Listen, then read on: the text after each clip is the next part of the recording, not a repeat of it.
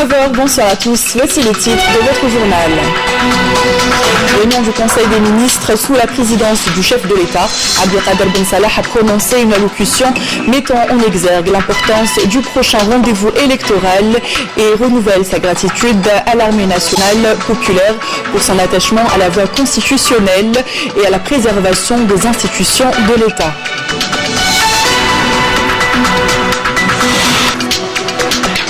Au Conseil des ministres, le général de corps d'armée Ahmed Gaïd Salah, chef d'état-major de l'armée nationale populaire, vice-ministre de la Défense nationale, est revenu sur le projet de loi complétant l'ordonnance 0602 du 28 février 2006 portant statut général des personnels militaires exposant les motifs ayant prévalu de ce projet. Le Premier ministre Noureddine Bedoui est revenu sur le travail accompli par les institutions de l'État et l'administration publique. Il a par ailleurs rendu hommage à l'armée nationale populaire pour la préservation de l'intérêt suprême de la nation et la paix ainsi que la stabilité du pays. Le Conseil des ministres a adopté le projet de loi de finances pour l'exercice 2020 consacrant le retour au processus budgétaire marqué par la rigueur à travers la rationalisation et l'assainissement des ressources financières. Voilà donc pour les titres, bienvenue à tous.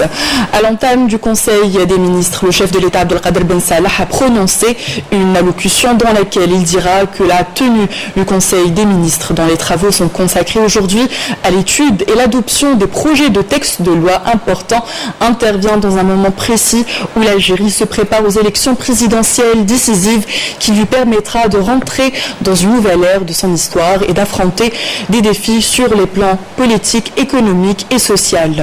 Le chef de l'État et dans son allocution a rappelé ses engagements pour des élections libres et transparentes en application de l'approche rendue publique lors du discours du 3 juillet 2019, une démarche qui permettra l'installation d'une autorité indépendante des élections considérée comme l'une des principales revendications populaires, comme rapporté par le rapport de l'instance de dialogue et de médiation. Le chef de l'État a rappelé, dans ce sens, les instructions qu'il a données pour garantir un fonctionnement optimal de cette autorité, ainsi que le transfert des prérogatives de l'administration publique vers l'autorité indépendante des élections. Une démarche qui s'inscrit, dira le chef de l'État, dans un processus de renouveau du système électoral qui se veut transparent, traduisant la bonne foi de l'État qui insiste sur l'intégrité du prochain rendez-vous électoral. Cette démarche n'aurait pas pu voir le jour, dira Abdelkader Ben Salah, sans la mobilisation de toutes les institutions de l'État et à sa tête l'armée nationale populaire, digne héritière de l'armée nationale, de l'armée de libération nationale. L'ANP pour laquelle le chef de l'État a renouvelé sa gratitude pour son attachement à la voie constitutionnelle, à la préservation des institutions de l'État et son insistance à se mettre aux côtés du peuple dans cette période décisive de son histoire pour préserver l'unité et l'intégrité du territoire national. Le chef de l'État a par ailleurs salué avec fierté et apaisement l'adhésion du peuple algérien à cette démarche qui a fait preuve d'une grande maturité politique et une prise de conscience des défis et menaces qui guettent le pays. Concernant les textes législatifs, notamment le projet de loi de finances 2020 et la nouvelle loi des hydrocarbures, le chef de l'État dira qu'il contient des mesures audacieuses dans un contexte national et international difficile.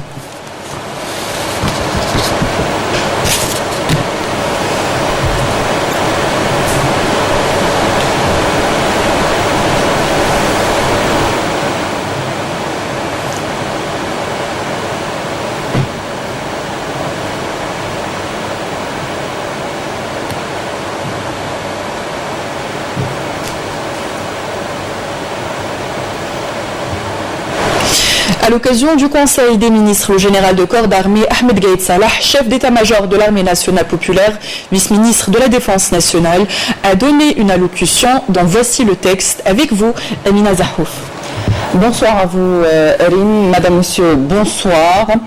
Monsieur le chef de l'État, permettez-moi de vous exprimer mon profond respect et considération à l'occasion de la tenue de ce Conseil des ministres sous votre présidence en vue de l'adoption de projets de loi importants pour notre pays. pays. Monsieur le Premier ministre, Mesdames et Messieurs les membres du gouvernement, je vous présente également mes plus vifs remerciements pour la célérité quant à l'examen et l'adoption du projet de loi complétant l'ordonnance 0602 du 28 février 2006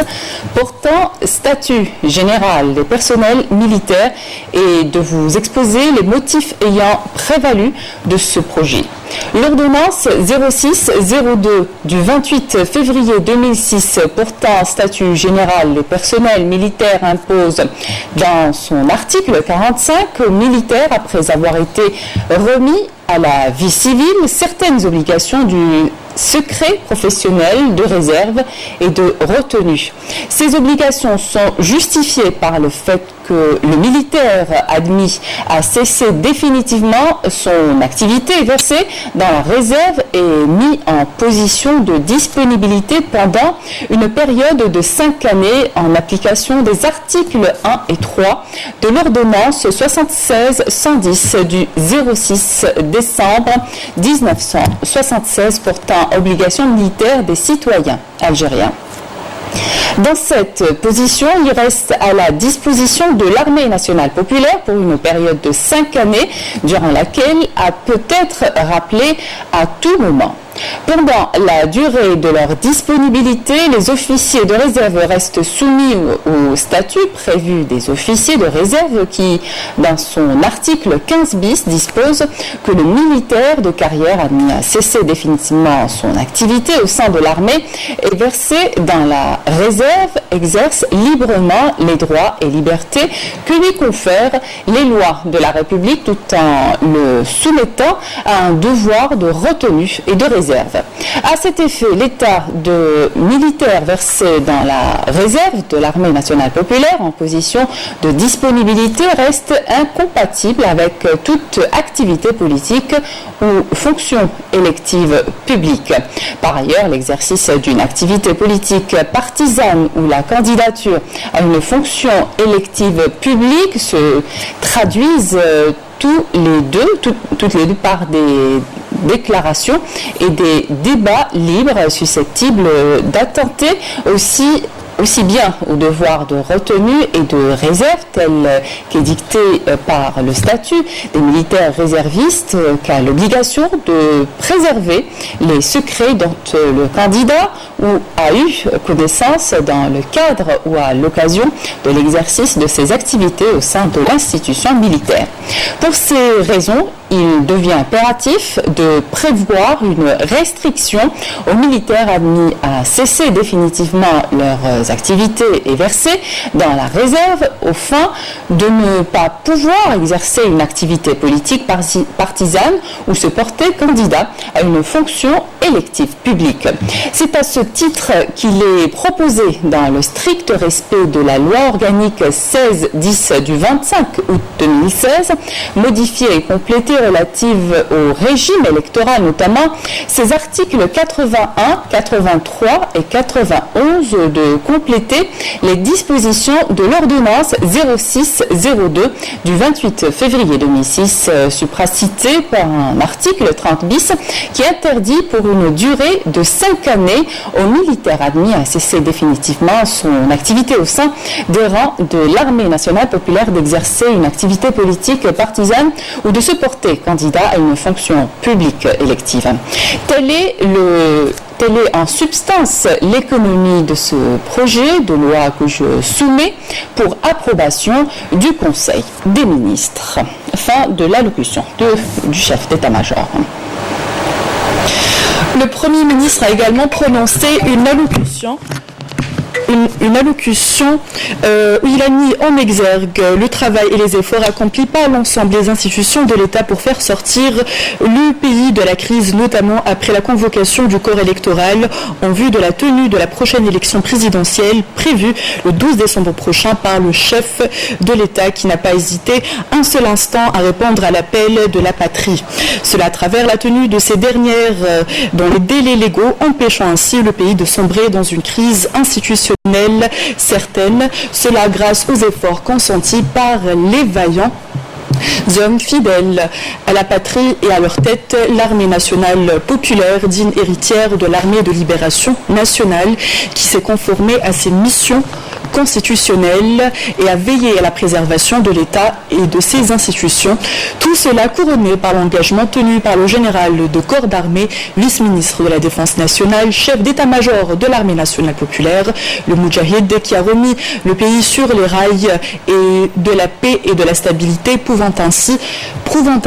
la cohésion qui existe entre le peuple et son armée, forçant le respect et l'admiration des autres peuples du monde. Une armée soucieuse de prendre à bras le corps les revendications populaires et de faire de ce rendez-vous électoral une réussite. Le Premier ministre a par ailleurs tenu à exprimer toute sa reconnaissance à l'armée nationale populaire et à son chef, le Moudjahid, le général de corps d'armée, vice-ministre de la Défense nationale, chef d'état-major de l'armée nationale populaire, pour sa clairvoyance novembriste qui a permis d'éviter le pire au pays et de préserver l'intérêt suprême de la nation. Sachant les difficultés et le poids de la responsabilité qu'elle endosse, le Premier ministre Nourdine Bedoui a rappelé que les administrations et les institutions publiques, à leur tête le gouvernement et les autorités locales, sont plus que jamais mobilisées pour barrer la route à quiconque pourrait compromettre la neutralité et l'intégrité de ce rendez-vous électoral. Nourdine Bedoui, à ce propos, a souligné que tous les moyens humains et matériels ont été mis au service de l'autorité nationale indépendante des élections, à qui incombe l'organisation du scrutin. D'autre part, le Premier ministre est revenu sur le travail du gouvernement qui a-t-il rappelé, connaît une cadence soutenue pour garantir le bon fonctionnement et la bonne marche de toutes les institutions de l'État et garantir un service public à la hauteur des attentes des citoyens, notamment lors de la rentrée sociale qui a vu le déploiement sur le terrain de tous les membres du gouvernement en vue de la mise en application de toutes les décisions du gouvernement. Cette vision pragmatique a positivement impacté le regain de confiance du citoyen en les institutions de l'État. Le travail du gouvernement s'est distingué par un travail de proximité et l'écoute des doléances des citoyens, a souligné le Premier ministre, en l'occurrence dans les secteurs socio-économiques. À ce titre, toutes les mesures ont été prises en leur faveur. Nourdine Bedoui est revenu sur les 4 conseils du gouvernement et les 7 conseils interministériels tenus depuis le 9 septembre dernier, à l'issue desquels ont été adoptés plusieurs projets de loi et des décrets exécutifs, notamment le projet de loi de finances 2020 et le projet de loi sur les hydrocarbures. Ces réunions du gouvernement ont, comme l'a rappelé le Premier ministre, porté sur 5 axes centraux, dont le renforcement de l'attractivité économique nationale et l'amélioration du climat des affaires, notamment dans le secteur des hydrocarbures, au bénéfice des start-up et des investissements réalisés dans le sud du pays. L'amélioration des revenus ordinaires du budget de l'État, la promotion de la numérisation et la réforme de la gouvernance des banques publiques, le renforcement des actions de solidarité nationale, notamment la prise en charge des personnes aux besoins spécifiques, le dossier de logement et le renforcement de la sécurité routière, la correction de l'environnement et la promotion de l'utilisation des énergies renouvelables et de l'efficacité énergétique à travers l'adoption du plan national climat, la protection des institutions nationales et la promotion du produit national.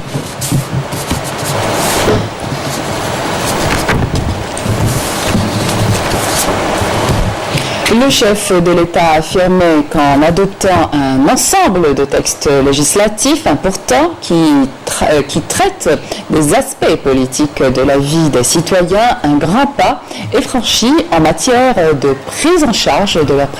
préoccupations et les jalons d'une base solide sont jetés pour ouvrir la voie au développement économique, à la consécration de la justice sociale. Le chef de l'État dira que ceci garantira un climat favorable pour les réformes qu'engagera le président, que le peuple élira en toute liberté et souveraineté en décembre 2019. Il a appelé dans ce sens à une mobilisation générale et à un travail continu pour le succès des prochaines élections présidentielles, affirmant que l'État a réuni les conditions nécessaires et mis en œuvre tous les moyens en prévision de ce rendez-vous électoral décisif. À ce propos, il a invité le gouvernement ainsi que l'ensemble des responsables au niveau des institutions et des administrations publiques à faire preuve de vigilance, à fournir davantage d'efforts et à multiplier les visites sur le terrain pour écouter les préoccupations légitimes des citoyens et trouver les solutions idoines à leurs problèmes afin d'améliorer leurs conditions sociales. Le chef de l'État Abdelkader Ben Salah a présidé aujourd'hui un conseil des ministres. Le conseil des ministres réuni aujourd'hui sous la présidence du chef de l'État Abdelkader Ben Salah a adopté le projet de loi sur les hydrocarbures portant les nouvelles dispositions permettront de renforcer le rôle économique, financier et technique de la Sonatrach, a indiqué un communiqué du conseil. La révision du régime juridique des hydrocarbures, notamment en matière contractuelle et fiscale, est devenue un impératif au vu des développements enregistrés dans le domaine aussi bien au niveau intérieur qu'extérieur, avec la baisse du volume de production et l'augmentation croissante de la consommation nationale. En effet, le maintien du régime juridique actuel nous mettra en situation de déficit structurel entre l'offre et la demande nationale à compter de 2025. À ce titre, le communiqué a ajouté que les nouvelles dispositions permettront de renforcer le rôle économique, financier et technique de la Sonatrach, étant la seule partie nationale signataire des contrats pétroliers avec les investisseurs et d'affirmer son monopole sur l'activité de transport par canalisation. Le projet prévoit également le maintien de la règle 49-51 pour l'ensemble des contrats, les richesses nationales étant propriété de la collectivité nationale qu'il convient d'exploiter à son profit de façon optimale. Ce projet de loi qui élargira les opérations d'exploitation offshore accorde un grand intérêt au volet de la santé, de la sécurité et de l'environnement dans le cadre du respect des principes du développement durable. La révision juridique du régime des hydrocarbures dans notre pays vise essentiellement, selon la même source, à renouer avec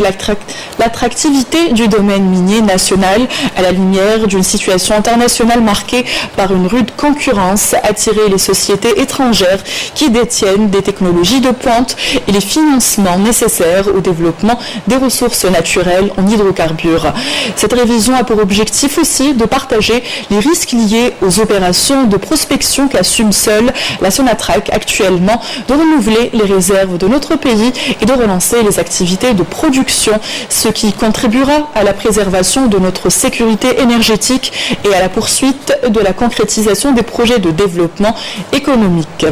L'attachement constant à la préservation de la souveraineté de l'État au terme de l'examen et l'adoption de ces projets de loi. Le chef de l'État est intervenu pour rappeler qu'il est impératif que la politique nationale dans le domaine des hydrocarbures demeure marquée par l'attachement constant à la préservation de la souveraineté de l'État sur ses ressources. Il est nécessaire que les profondes réformes opérées dans le secteur des hydrocarbures pour s'adapter à la réalité économique et aux exigences du marché international se poursuivent pour tirer profit des ressources du secteur et les consacrer au service du développement socio-économique du pays.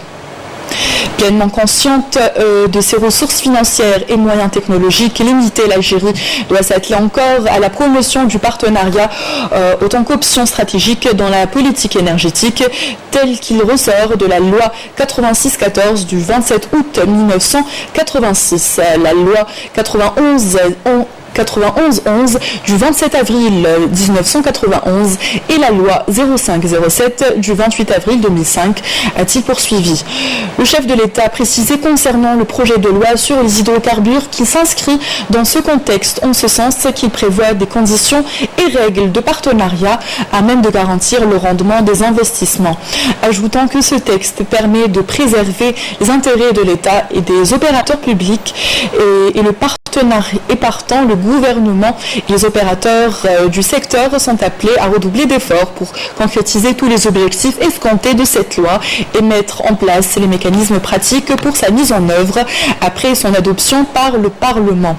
Le Conseil des ministres a par la suite adopté des projets de décrets présidentiels relatifs au secteur présentés par le ministre de l'Énergie. Il s'agit là de 5 projets de décrets présidentiels portant adoption d'avenants de de contrats de recherche et d'exploitation des hydrocarbures au profit de la compagnie nationale Sonatrach et de ses partenaires, conformément aux dispositions de la loi 0507 du 28 avril 2005, modifiée et complétée relative aux hydrocarbures. Le premier décret porte approbation d'un contrat entre la Sonatrach et les sociétés BTT Exploration Production Publique Compagnie Limited et KNOC Limited. Le deuxième décret porte approbation d'un avenant entre Sonatrach et Petro-Celtic Ancila Ltd et Enel Global Trading SPA pour l'exploitation des hydrocarbures sur le périmètre dénommé Isaren. Le troisième décret porte approbation d'un avenant entre l'Agence nationale pour la valorisation des ressources en hydrocarbures Alnoft et Sonatrach pour l'exploitation des hydrocarbures sur le périmètre dénommé Djebel Bissa. Quant au quatrième décret, il porte approbation d'avenant entre Alnoft et la Sonatrach pour la recherche et l'exploitation des hydrocarbures. Le cinquième décret porte approbation d'un avenant entre Sonatrach et les sociétés Compañía Española de Petróleos SAU et Cepsa Algérie SL pour la recherche et l'exploitation des hydrocarbures liquides sur le périmètre dénommé Roud Yacoub. Le gouvernement propose également la création de 4 types de zones économiques au niveau national qui seront des incubatrices de start-up et d'autres investissements avec des avantages financiers et fiscaux incitatifs. Ces zones englobent les domaines du développement, des zones frontalières au sud, la promotion des technologies de pointe, la promotion du commerce logistique et tertiaire et le développement des zones industrielles intégrées. Un système fiscal spécial aux hydrocarbures séparé des lois de finances dans l'objectif de rationaliser les dépenses publiques, la gestion et l'exploitation des structures publiques de proximité ont été confiés aux jeunes entreprises et jeunes porteurs de projets et d'idées dans le cadre des délégations du service public et conformément au cahier des charges. Le PLF veille par ailleurs à l'amélioration du climat des affaires et de l'attractivité de l'économie nationale à travers la levée des entraves relevées dans le cadre de la règle 49-51 pour les investissements étrangers en Algérie, notamment en ce qui concerne les secteurs non stratégiques. Pour diversification les ressources de financement de l'économie, le texte de loi propose un éventuel recours de manière sélective au financement extérieur auprès d'institutions financières internationales de développement pour financer les projets économiques structurels et rentables, de même qu'il autorise les citoyens à importer des véhicules touristiques d'occasion de moteur essence de moins de 3 ans à leurs propres frais, moyennant paiement des droits et taxes légales dans le respect des normes de protection de l'environnement. Le texte prévoit également l'élargissement de la base d'imposition à travers le renforcement des impôts et taxes sur la fortune et les biens.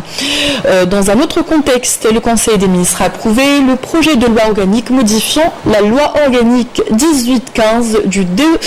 septembre 2018 relative aux lois de finances. L'amendement proposé porte sur les dispositions de l'article 18 de cette loi organique devant entrer en vigueur à partir de 2023 à l'effet de consolider la stabilité du système fiscal dans le secteur des hydrocarbures et ce en adéquation avec les réformes prévues dans ce domaine. La législation relative aux hydrocarbures aura à travers cet amendement son propre système fiscal, exception faite aux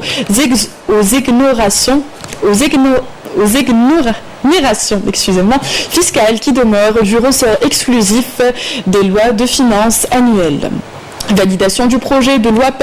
portant règlement budgétaire pour l'exercice 2017. Le Conseil des ministres a adopté le projet de loi amendant l'ordonnance 66-155 du 8 juin 1966 portant code de procédure pénale présenté par le ministre de la Justice, garde des Sceaux Belkacem Zermati.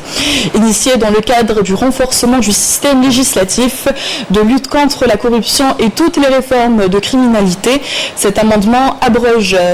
toutes les dispositions ayant eu un impact négatif sur la mise en mouvement de l'action publique et celles constituant des entraves à l'action de la police judiciaire, notamment dans les affaires de corruption et de dilapidation de biens publics, indique un communiqué de la présidence de la République. Ce nouveau texte annule la condition de la plainte préalable des organes sociaux de l'entreprise pour la mise en mouvement de l'action publique à l'encontre des dirigeants des entreprises publiques économiques dont l'État détient la totalité des capitaux ou à capitaux mixtes, et ce en renforcement de la protection des deniers publics et de la lutte contre le crime financier, tout en maintenant la protection juridique aux dirigeants de ces entreprises en vertu du Code de procédure pénale.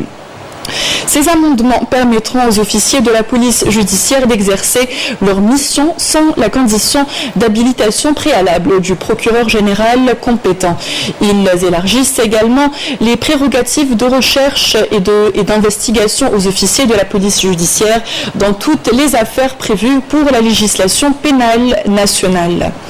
Le chef de l'État s'est félicité de la pertinence des amendements introduits qui sont à même de lever les entraves à l'action de la police judiciaire en matière de lutte contre la corruption et l'atteinte aux deniers publics. Ben Salah a mis en avant la responsabilité des juridictions compétentes quant au strict respect des dispositions y afférentes prévues dans la Constitution et la loi relative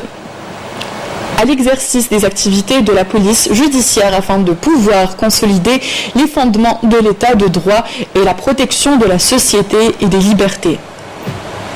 Le Conseil des ministres a adopté un projet de loi complétant l'ordonnance 0206 du 28 février 2006 portant statut général des personnels militaires, présenté par le vice-ministre de la Défense nationale, chef d'état-major de l'armée nationale populaire, le général de corps d'armée Ahmed Gaïd Salah, indiqué dans un communiqué de la présidence de la République. Cet amendement vise à la mise en conformité des dispositions du statut général des personnels militaires et la loi organique 10-16 du 25 août 2016 relative au régime électoral, amendée, complétée en faisant obligation aux militaires en activité de service admis à cesser définitivement de servir dans les rangs de l'ANP de s'abstenir pour une période de 5 années à compter de la date de l'effet de la cessation d'activité, d'exercer toute activité politique partisane ou de se porter candidat à une quelconque fonction politique élective.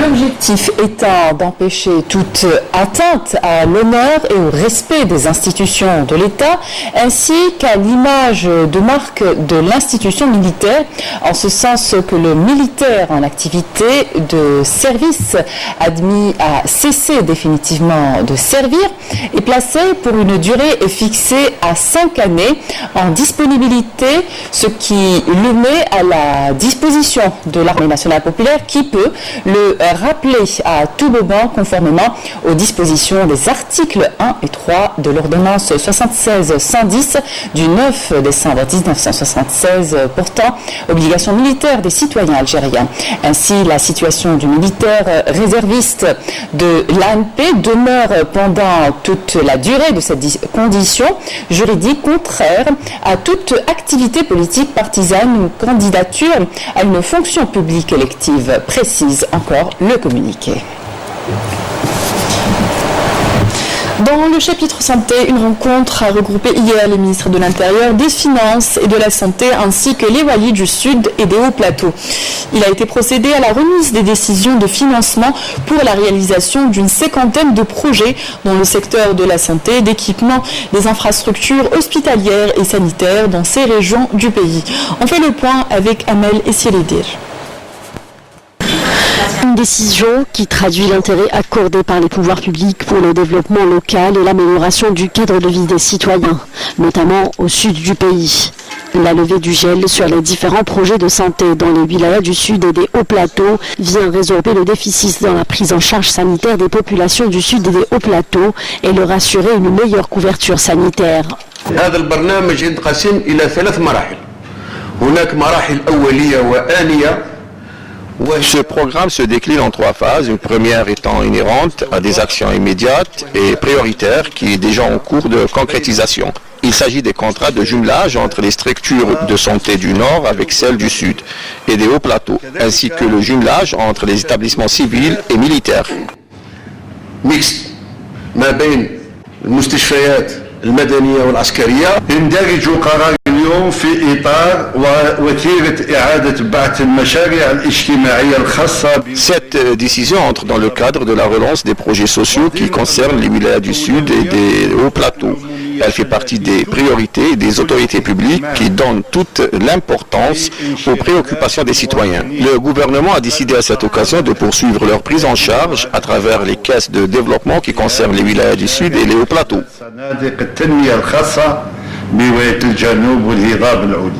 وكثير من الشرائح شككت في هذه القرارات إلا اليوم. Beaucoup de gens ont douté de ces décisions. Aujourd'hui, nous sommes en train de donner une réponse en les concrétisant et en enregistrant d'autres projets dans le domaine de la santé au niveau des régions du Grand Sud et des hauts plateaux. Ces projets sont d'une valeur de 42 milliards de dinars. Il faut savoir que ces décisions ont été prises par le Premier ministre pour créer un équilibre dans la couverture sanitaire dans ces régions.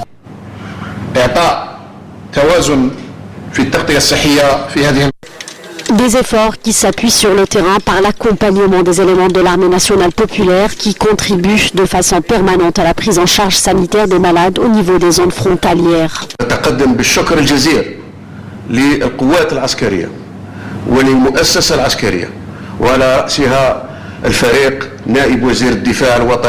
Je tiens à remercier les forces de l'armée nationale populaire ainsi que l'institution militaire. À leur tête, Monsieur le général de corps d'armée, vice-ministre de la Défense nationale, chef d'état-major de l'armée nationale populaire, pour l'accompagnement et la forte contribution des éléments de l'ANP dans la prise en charge de nos malades au niveau des frontières, des wilayas du Sud et des hauts plateaux. Nous tenons également à saluer l'institution militaire qui nous accompagne toujours au niveau de ces zones éloignées. Sans la présence de ces éléments, il n'y aurait eu de services sanitaires au niveau de ces régions. فإذا تحية إجلال وإكرام للمؤسسة العسكرية التي ترافقنا في هذا المجال. التسيير المشترك ما بين وزارة الصحة ووزارة الدفاع الوطني. La co-gestion entre le ministère de la Santé et celui de la Défense nationale permet d'offrir un excellent service. Nous tenons d'ailleurs à généraliser ce type de gestion au niveau de toutes les infrastructures sanitaires de la wilaya. المؤسسة العسكرية اللي ترافق L'institution militaire accompagne les citoyens dans le domaine de la santé. Nous tenons à valoriser leurs efforts, notamment dans les zones frontalières. Pour rappel, le gouvernement a dégagé à travers la loi de finances 2020 une enveloppe de 42 milliards de dinars pour l'ensemble des projets de santé destinés aux populations du Sud et des hauts plateaux, dont 19 milliards de dinars destinés à ceux qui étaient gelés et le reste pour les nouveaux programmes inscrits au profit de ces dernières. Voici un rappel du titre avant de se quitter. Réunion du Conseil des ministres sous la présidence du chef de l'État, Abdelkader Ben Salah, a prononcé une allocution mettant en exergue l'importance du prochain rendez-vous électoral et renouvelle sa gratitude à l'armée nationale populaire pour son attachement à la voie constitutionnelle et à la préservation des institutions de l'État. Au Conseil des ministres, le général de corps d'armée Ahmed Gaïd Salah, chef d'état-major de l'armée nationale populaire, vice-ministre de la Défense nationale, est revenu sur le projet de loi complétant l'ordonnance 06-02 du 28 février 2006 portant statut général des personnels militaires exposant les motifs ayant prévalu ce projet. Le Premier ministre Nourdine Bedoui est revenu sur le travail accompli par les institutions de l'État et l'administration publique. Il a par ailleurs rendu hommage à l'armée nationale populaire pour la préservation de l'intérêt suprême de la nation et la paix ainsi que la stabilité du pays. Le Conseil des ministres a adopté le projet de loi de finances pour l'exercice 2020. Consacrant le retour au processus budgétaire marqué par la rigueur à travers la rationalisation et l'assainissement des ressources financières. Fin de cette édition, merci à vous d'y avoir prêté attention. Excellente soirée sur Canal Algérie et à demain.